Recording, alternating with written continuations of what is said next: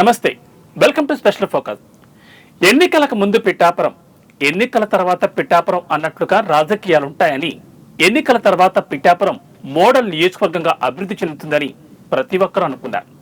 పవన్ వచ్చాడు, మాకు మంచి రోజులు వచ్చాయి, మా బతుకులు బాగుపడతాయని అందరూ ఆశగా ఎదురు చూశారు. పవన్ కళ్యాణ్ ఓటమి పాలవుతాడని, జనసేన పార్టీకి పట్టుమని 2-3 సీట్లు కూడా రావని అనుకున్నారు. కానీ ఇలాంటి ఎన్నికలను అసలు ఎవ్వరూ ఊహించలేదు. తాను తీసుకున్న గోతిలో తానే పడతాడు అన్న చందంగా వైసీపీ స్వయంకృతాపరాధంతో తాను తీసుకున్న గోతిలో ఆ పార్టీ పడిపోయింది. ఇది జనసేన పార్టీకి భారీగా కలిసి వచ్చింది. ఎవ్వరూ ఊహించని విధంగా పోటీ చేసిన 21 స్థానాల్లో విజయం సాధించింది. ఎమ్మెల్యేగా గెలిస్తే చాలు అనుకున్న పవన్ కళ్యాణ్ గెలవడమే కాకుండా కూటమి ప్రభుత్వంలో కీలక శాఖలకు మంత్రి అయ్యారు. డిప్యూటీ ముఖ్యమంత్రితో పాటు Panchayati Raj, rural development, environment, forest, science and technology శాఖల మంత్రిగా బాధ్యతలు చేపట్టారు. మొదటిసారి ఎమ్మెల్యేగా విజయం సాధించడంతో పాటు పాలనలో కీలక శాఖలను సొంతం చేసుకోవడంతో అందరి దృష్టి పవన్ కళ్యాణ్ పైనే ఉండిపోయింది. పవన్ మంత్రిగా బాధ్యతలు చేపట్టిన తర్వాత పిఠాపురం నియోజకవర్గానికి మహర్దశ వస్తుందని, పిఠాపురం నియోజకవర్గం అభివృద్ధికి డోకా ఉండదని, సమస్యలపై పవన్ కళ్యాణ్ దృష్టి సారించి అన్ని సౌకర్యాలను అమలు చేస్తారని అనుకున్నారు. పిఠాపురం అభివృద్ధి కోసం మాస్టర్ ప్లాన్ చేస్తామని, విద్యార్థులకు సదుపాయాలను కల్పిస్తామని, స్థానికంగా ఉన్న యువతకు ఉద్యోగావకాశాలు కల్పిస్తామని, పిఠాపురంలోనే సొంతంగా ఇల్లు నిర్మించుకుని అక్కడే ఉంటానని, పిఠాపురంలో మౌలిక సదుపాయాలు కల్పిస్తామని పవన్ కళ్యాణ్ ఎన్నికల సమయంలో హామీ ఇచ్చారు. వీటితో పాటు అవినీతి నిర్మూలన చేస్తామని, రైతుల సంక్షేమం కోసం పాటుపడతామని హామీ ఇచ్చారు. 2024 ఎన్నికల్లో పవన్ కళ్యాణ్ ఇచ్చిన హామీలను నెరవేర్చడం అంటే సామాన్యమైన విషయం కాదు. సాధ్యం కాదని తెలిసి కూడా పవన్ కళ్యాణ్ హామీ ఇచ్చారని, గెలిచిన తర్వాత మాట దాటేస్తున్నారని కథనాలు వినిపిస్తున్నాయి. పవన్ కళ్యాణ్ కోసం మాజీ ఎమ్మెల్యే వర్మ తన సీటును త్యాగం చేశారు. ఇప్పుడు ఆయనతో కూడా పవన్ కళ్యాణ్కు చెందింది కూడా కథనాలు వెలువడుతున్నాయి. ఈ నేపథ్యంలో పిఠాపురంలో ఏం జరుగుతోంది, హామీలు అమలు చేసే విషయంలో పవన్ కళ్యాణ్, జనసేన పార్టీలు ఏం చెబుతున్నాయి, ఈ రోజు స్పెషల్ స్టోరీలో తెలుసుకుందాం.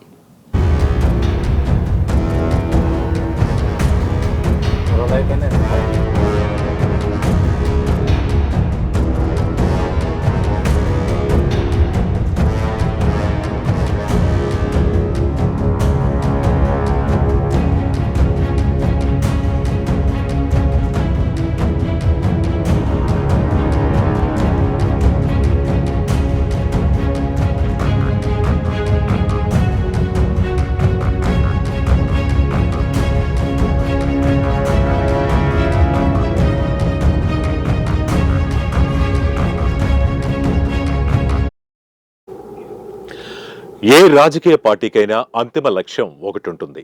అదే ఎన్నికల్లో విజయం సాధించడం, ప్రభుత్వాన్ని ఏర్పాటు చేయడానికి అవసరమైన మెజార్టీ సొంతం చేసుకుంటే అధికారంలోకి రావటం. అధికారంలోకి వచ్చాక ఆ అధికారాన్ని సుస్థిరం చేసుకుని 5 ఏళ్లు పరిపాలించాలని చూస్తారు. 5 ఏళ్ల పరిపాలనా కాలంలో నాయకులు, పరిపాలకులు ఏం చేశారు, ప్రజలకు ఇచ్చిన హామీలను ఏ మేరకు నెరవేర్చారన్న దానిపై ఆధారపడి మరలా అధికారంలోకి వస్తారా రారా అన్నది తేలిపోతుంది. కూటమి ప్రభుత్వం ఏపీలో అధికారంలోకి వచ్చి 5 నెలలైంది. ఈ 5 నెలల కాలంలో పిఠాపురానికి పవన్ కళ్యాణ్ ఏం చేశారంటే పార్టీ వర్గాల నుంచి ఎలాంటి సమాధానం లేదు. పిఠాపురంలో మౌలిక సదుపాయాల కల్పనపై ఎప్పటి వరకు క్లారిటీ లేదు. మాస్టర్ ప్లాన్ సంగతి ఏమైందో దేవుడికే తెలియాలి. ఎన్నికలకు ముందు పిఠాపురం పట్టణాన్ని అన్ని రకాలుగా అభివృద్ధి చేయడానికి వివరణాత్మక మాస్టర్ ప్లాన్ రూపొందిస్తామని, ప్లాన్ ప్రకారమే పట్టణాన్ని అభివృద్ధి చేస్తామని చెప్పారు. కానీ ఇప్పటి వరకు మాస్టర్ ప్లాన్ పై ఎలాంటి ప్రకటనలు చేయకపోవడం అందరినీ ఆశ్చర్యపరుస్తోంది. జనసేన పార్టీ విజయం సాధిస్తే పిఠాపురంలో విద్యార్థులకు సదుపాయాలు కల్పిస్తామని, విద్యా వ్యవస్థలో కీలక మార్పులు చేపడతామని అన్నారు. విద్యార్థులందరికీ నాణ్యమైన విద్యను అందించడానికి అవసరమైన అన్ని సదుపాయాలను కల్పించాలని హామీ ఇచ్చారు. స్కూల్స్లో కంప్యూటర్ ల్యాబ్లు ఏర్పాటు చేస్తామని కూడా హామీ ఇచ్చారు. ఇవన్నీ ఇప్పటి వరకు హామీలుగానే ఉండిపోయాయి. ఓ వారం క్రితం పవన్ కళ్యాణ్ పిఠాపురంలోని ఓ పాఠశాలను సందర్శించారు. విద్యార్థులతో ముచ్చటించి ల్యాబ్ ఏర్పాటు చేసేలా చూస్తామని తెలిపారు. మౌలిక సదుపాయాల విషయంలో చూస్తామని తెలిపారు తప్పించి చేస్తామని చెప్పలేదు. దీంతో ప్రజల ఆలోచనలో పడ్డారు.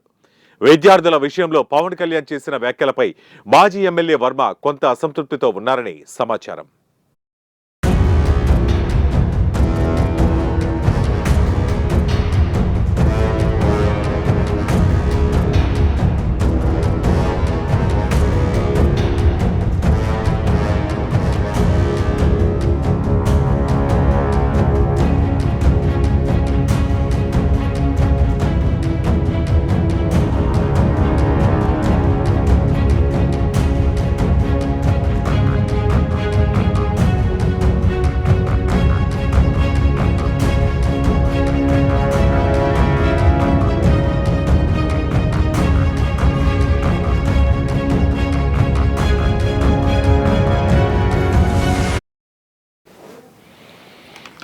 పిఠాపురంలో పవన్ కళ్యాణ్ విజయం సాధించడంలో యువత కీలక పాత్ర పోషించారు. హీరోగా పవన్ కళ్యాణ్కు యువతలో మంచి పేరుంది. అభిమాన హీరోను గెలిపించుకోవటానికి యువత ముందుకొచ్చింది. తనతో కలిసి వచ్చే యువతకు పవన్ కళ్యాణ్ భారీగా హామీలిచ్చారు. పిఠాపురంలోని స్థానిక యువతకు ఉపాధి అవకాశాలు, ఉద్యోగ అవకాశాలు కల్పించేందుకు ప్రత్యేక కార్యక్రమాలు చేపడతామని, అధికారంలోకి వచ్చిన తర్వాత యువత భవిష్యత్తు మారుతుందని అన్నారు. అధికారంలోకి వచ్చి 5 నెలలవుతోంది. ఇప్పటి వరకు యువత కోసం, ఉపాధి కోసం, ఉద్యోగావకాశాల కల్పన కోసం ఎలాంటి చర్యలు చేపట్టలేదు. 5 నెలలుగా యువత ఉద్యోగాలు, ఉపాధి కోసం ఎదురు చూస్తున్నారు. లీడర్గా పవన్ కళ్యాణ్కు విజన్ ఉన్నా, యువతను ఆకట్టుకునేలా మాట్లాడినా, అధికారంలోకి వచ్చి ప్రభుత్వంలో బాధ్యతలు చేపట్టిన తర్వాత ఆ స్థాయి దూకుడు తగ్గిపోయింది. దూకుడును మాటల్లో కాకుండా చేతల్లో చూపించాలని, ఇచ్చిన హామీలను నెరవేర్చాలని యువత కోరుకుంటోంది. యువత కోసం ఏం చేయబోతున్నారో కనీసం వాటి గురించైనా ఓ బ్లూ ప్రింట్తో ముందుకు వస్తే యువత సంతోషిస్తుంది. పవన్ను గెలిపించుకున్నందుకు సంతోషపడుతుంది. ఎప్పటి వరకు ఆ బ్లూ ప్రింట్ తయారవుతుందో, ఎప్పటికీ యువతను పట్టించుకుంటారో మరి.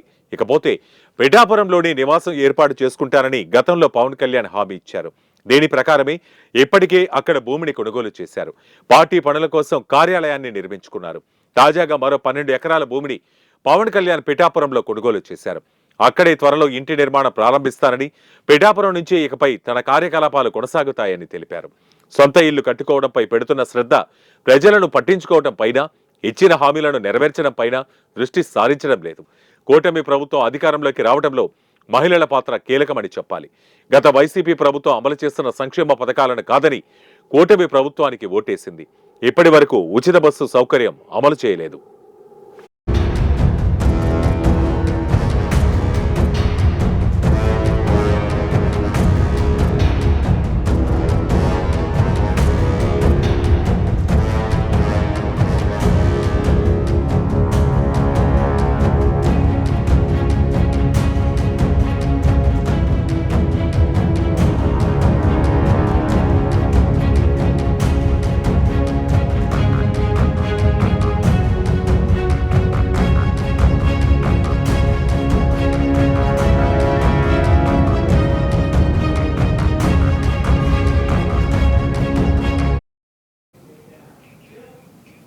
సూపర్ 6 పథకాలు అమలు చేయడంలో మేనిమేషాలు లెక్కిస్తోంది కూటమి ప్రభుత్వం. కూటమి ప్రభుత్వంలో ఉంటూనే అవసరమైతే ప్రతిపక్ష పాత్రను కూడా పోషిస్తామని చెప్పడంతో నాయకులతో పాటు ప్రజలు అవాక్కవుతున్నారు. సొంత ప్రభుత్వాన్నే ప్రశ్నిస్తాననడం రాష్ట్ర వ్యాప్తంగా చర్చనీయాంశమైంది. ఇప్పటికైనా పవన్ కళ్యాణ్ తన ఆవేశాన్ని తగ్గించుకుని ఆలోచనలు ఆచరణలో పెడితే బాగుంటుందని విశ్లేషకులు అభిప్రాయపడుతున్నారు. ఇది ఇవాళ స్పెషల్ ఫోకస్. మరో అంశంతో మళ్ళీ కలుద్దాం. నమస్తే.